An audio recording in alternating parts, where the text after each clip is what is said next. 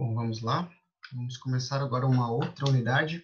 Nós terminamos de falar sobre o que é o Estado, né? O que é a administração pública, e agora a gente vai falar o que ele faz, que é prestar serviços. É para isso que serve o Estado. Não é só para cobrar imposto e encher o saco. Então, a gente paga impostos e a gente pode exigir algumas coisas do Estado, entre elas a prestação de serviços públicos. Acho que agora é um momento bem interessante para tratar justamente disso, né? O que é serviço público? O momento que a gente está vivendo, em que eles são tão necessários e que eles são tão essenciais. Acho que é um momento bem propício para a gente tratar desse ponto aqui. Primeira coisa, serviço público é só aquele que é prestado pelo Estado ou ele pode ser prestado por particulares? Por exemplo, está se falando em serviços essenciais atualmente, né? Barbearia, cabeleireiro, esteticista, sei lá, academia, né? Isso são serviços públicos essenciais?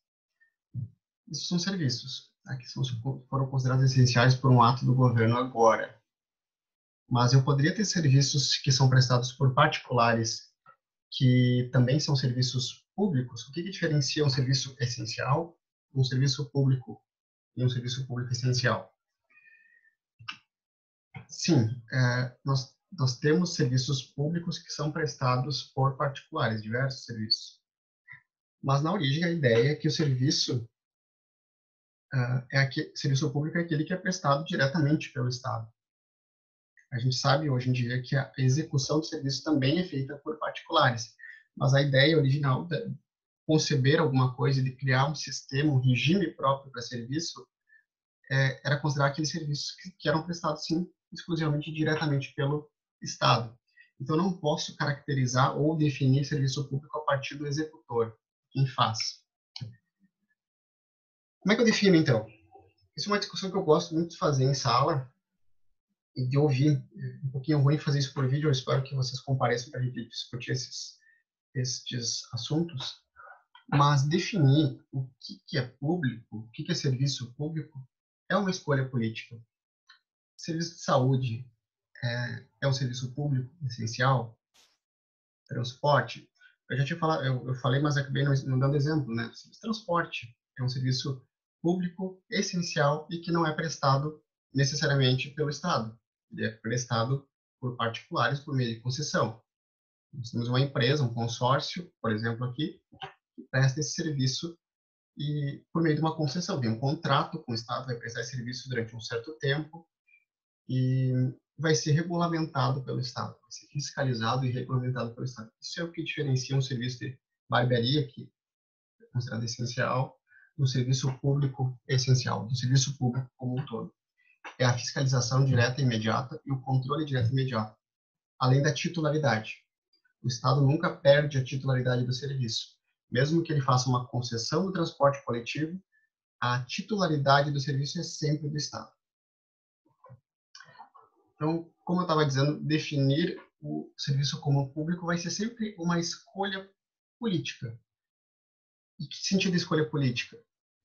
O político está marcado temporalmente também, né? Que momento histórico nós estamos vivendo. Que Estado se quer? Qual é o papel do Estado? Então, nós temos um Estado mais controlador, menos controlador, um Estado que presta mais, que presta menos serviço, um Estado mais ou menos liberal, mais ou menos social-democrata. Isso é o que vai definir o que é serviço público. Isso vai estar definido aonde? Na Constituição, na lei e na tradição. Transporte não precisava nem estar escrito. Transporte coletivo.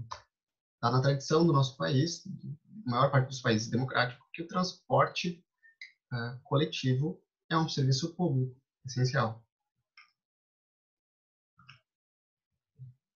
Por que eu disse que é marcado no tempo, historicamente? E economicamente também. Isso é um outro fator. A economia influencia na consideração e desconsideração do que é um serviço público essencial e que deve ser prestado pelo Estado. Escolha do tipo de regime político também, regime econômico. O serviço de bonde é um serviço essencial?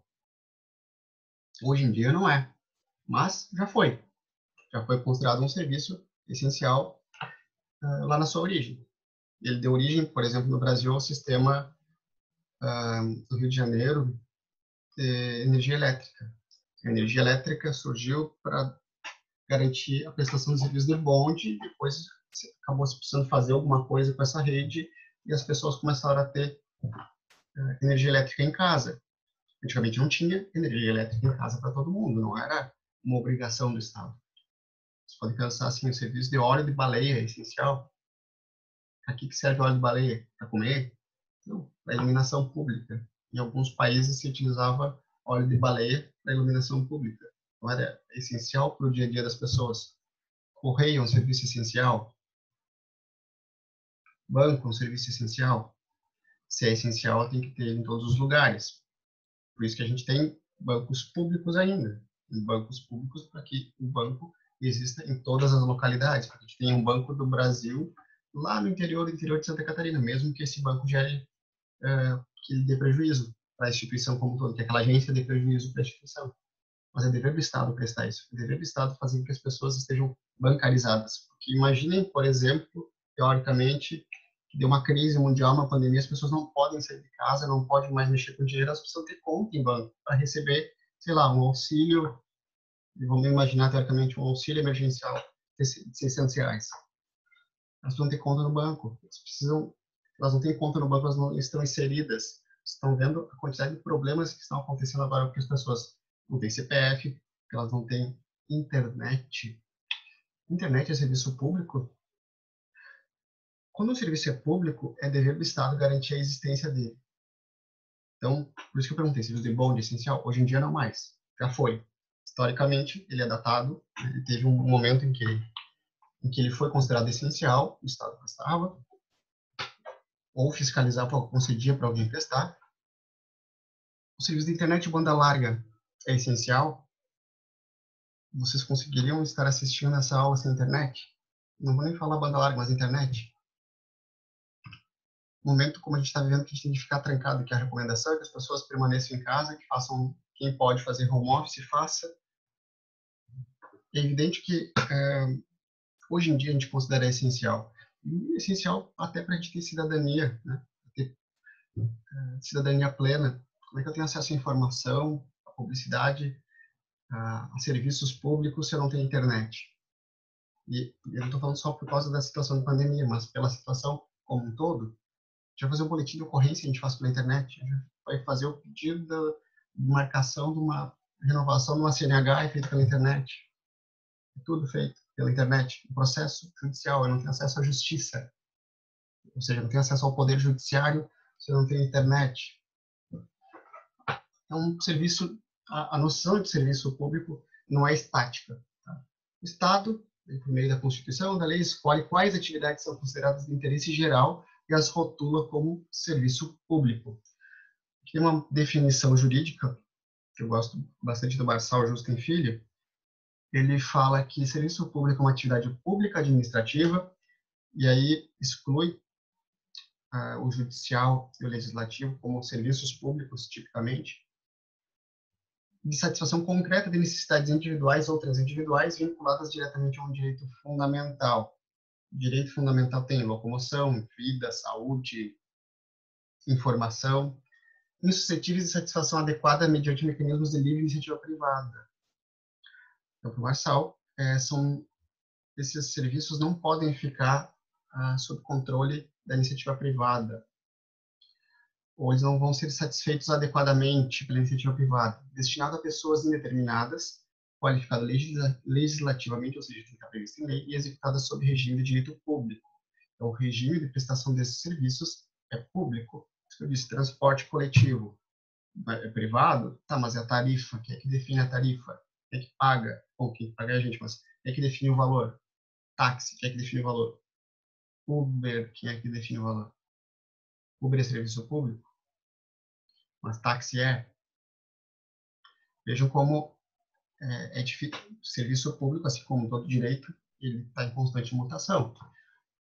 Não se considera o Uber como um serviço público, ele não tem regulamentação, ele pode ter alguma fiscalização, seja o uso do poder de polícia, mas ele não é concedido ou autorizado ou permitido pelo Estado. Ele simplesmente existe, tá aí. Então, características é uma atividade pública, uma atividade administrativa. Então, para a maior parte da doutrina, exclui as atividades legislativas e jurisdicionais como serviços públicos. Tá? Eles seriam serviços jurisdicionais e serviços legislativos. É só para a questão de conceituação. Vocês vão ver os conceitos e as características do serviço, vocês vão ver que não se aplica realmente para todas essas atividades legislativas e jurisdicionais. Vinculado diretamente a um direito fundamental. Então, existiria um vínculo de natureza direta e imediata entre o serviço público e a satisfação dos direitos. Por exemplo, a existência digna do ser humano. E aí eu pergunto o que é necessário para a existência digna do ser humano. Vocês vão ter 1001 conceitos para me dizer isso. Eu trouxe um exemplo que eu já tinha mencionado antes da internet. A internet de banda larga poderá ser considerada serviço essencial. Legislativamente, ela não é prevista ainda como sendo considerada um serviço essencial. O que mudaria? Tá? Mudaria que a empresa que tem uma concessão para prestar um serviço, ela é obrigada a prestar o serviço numa certa qualidade e em certas localidades, por exemplo, que é o que acontece no contrato de concessão. Não é a empresa que define, bom, aqui dá lucro, nesse bairro aqui tem pessoas com capacidade financeira melhor, eu vou investir só aqui, o bairro do lado que não tem, azar. Não pode. Se eu tenho eu faço um contrato de concessão, o contrato de concessão ele vai delimitar qual é a área de atuação e a empresa é obrigada a prestar aquele serviço, independentemente de gerar lucro ou não. Então, essa é uma das mudanças que seria significativa se a internet banda larga fosse considerada um serviço essencial. Está previsto para alterar a lei que trata das telecomunicações, desde 2014. Então, para que eu considero uma atividade como serviço público? Retirar da especulação privada setores que o Estado entende que são delicados, que estão ligados a interesses públicos. Imaginem, por exemplo, que a saúde no Brasil fosse exclusivamente privada. Imaginem agora, numa situação como essa, a saúde sendo exclusivamente privada. O que ia acontecer com o nosso país? Um país que não tem uma população que tenha condições financeiras, em geral, para pagar plano de saúde, para pagar médico, para pagar um respirador, sei lá o que custa uma coisa dessas se eu não tivesse um plano de saúde e não tivesse sistema único de saúde. Propiciar o benefício dos serviços aos menos favorecidos e ao maior número de pessoas. Esse é um dos objetivos de considerar uma coisa como serviço público. Suprir carências da iniciativa privada, novamente, o mesmo exemplo da saúde. Favorecer o progresso técnico e tecnológico. Existe uma ideia, tá? Uma hipótese de que a questão da insuscetibilidade de satisfação adequada pela iniciativa privada, que quanto mais rico é um país ou uma sociedade, mais reduzido pode ser o elenco dos serviços públicos. Não quer dizer que isso seja assim, mas pode. Por quê? Porque as pessoas teriam condições de arcar e de escolher também. Quanto mais concorrência tem, menor o valor, enfim. Aí é uma questão, uma concepção até foge bastante do direito, uma concepção absolutamente política, né? Qual o tamanho do Estado, qual o tamanho, o que o Estado vai abraçar e o que o Estado não vai abraçar. Isso eu deixo para a consciência e para as leituras de vocês, né?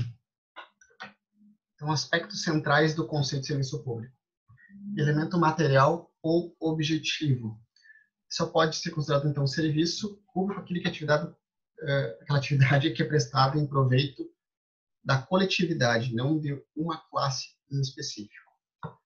Elemento subjetivo ou orgânico, ele vai ser prestado pelo Estado, direta ou indiretamente. Ou ele vai prestar diretamente, ou ele vai passar esse serviço para alguém por meio de um contrato. Tá? Mas a titularidade vai ser sempre do Estado. É sempre o Estado que tem o dever de prestar. A titularidade do Estado é sempre, permanece para sempre para o Estado. E elemento formal, a ordem jurídica deve qualificar o serviço como sendo público. Então, a gente tem que ter legislação prevendo que aquilo é serviço público, que aquilo é dever do Estado. Legislação em termos amplos, tá? Isso vai estar na Constituição e vai estar na legislação esparsa. Então, vínculo orgânico com a administração, não precisa ser prestado diretamente. Existe uma presunção de serviço público quando é prestado pelo Estado. Existe uma relação de dependência entre atividade e administração. Mesmo quando o Estado não presta, é dever do Estado fiscalizar a prestação daquele serviço. Por isso que o Estado fiscaliza a prestação de um serviço de energia elétrica, de água, de transporte coletivo, porque é dever do Estado. Então, ele vai ou prestar ou fiscalizar e regulamentar aquele setor. E o regime jurídico, a atividade vai ser total ou parcialmente submetida a regras de direito administrativo, de direito público. Por exemplo, responsabilidade civil. Se um ônibus perde uma bagagem, eu estava fazendo uma ação relativa a isso esses dias. Que tipo de responsabilidade tem? A responsabilidade vai ser objetiva, porque está previsto no artigo 37, parágrafo 6º da Constituição. Além disso, tem uma relação de consumo aqui. Mas a responsabilidade vai ser objetiva também, porque é um serviço público prestado por meio de uma concessão estatal. Continuamos no próximo vídeo.